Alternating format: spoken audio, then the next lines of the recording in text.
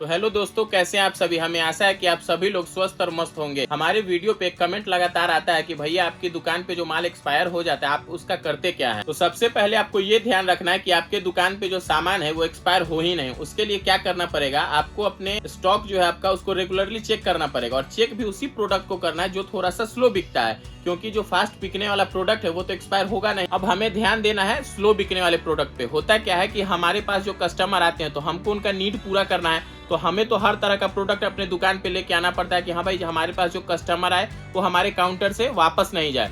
तो हम तो स्लो प्रोडक्ट लेके आते हैं, लेकिन मार्केट में क्या है कि उसका डिमांड कम है, लोग उसको खरीदते कम है। तो वैसा प्रोडक्ट क्या होता है कि रखा रखा एक्सपायर हो जाता है। तो हमें वैसे प्रोडक्ट को रेगुलरली चेक करते रहना होगा। और जब आपको लगे कि हमारा ये सामान बिक नहीं रहा है, एक्सपायर होने वाला है, तो आपके पास जो कस्टमर आते हैं उन्हीं में से आपको क्या करना है कि किसी भी कस्टमर को फोकस करना है कि हाँ भैया ये अगर क्रीम है या फेस वॉश है तो आप इस प्रोडक्ट को यूज करिए, आप उस पर कुछ डिस्काउंट दे दीजिए। अगर नहीं भी होता है तो लास्ट में आप क्या कर सकते हैं कि जिस रेट पे आपका परचेजिंग है उस रेट पे भी आप बेच के अपना जो पैसा है उसको निकाल सकते हैं। ये तो हो गया वैसे प्रोडक्ट का जो नियर एक्सपायरी था। अब हम बात करते हैं वैसे प्रोडक्ट पे जो एक्सपायर हो गया। अब हम इसका क्या करें, प्रोडक्ट हमारा एक्सपायर हो गया है, हमारा जो पैसा लगा था अब लॉस लगने वाला है। देखिए जनरली हम क्या करते हैं, हम पहले इस चीज को बताते हैं। तो देखिए हम जो है अपने दुकान के लिए सामान दो तरीके से खरीदते हैं। पहला यहाँ जो लोकल डीलर है, लोकल वेंडर है, हम उनके थ्रू खरीदते हैं। और दूसरा हम अपने ट्रेडर से माल खरीदते हैं। लोकल वेंडर और ट्रेडर में डिफरेंस क्या है कि लोकल वेंडर जो है आपको सपोर्ट ज्यादा करते हैं, आप उनके थ्रू माल लेते हैं, थोड़ा सा रेट में डिफरेंस जरूर आता है। लेकिन लोकल डीलर के साथ क्या है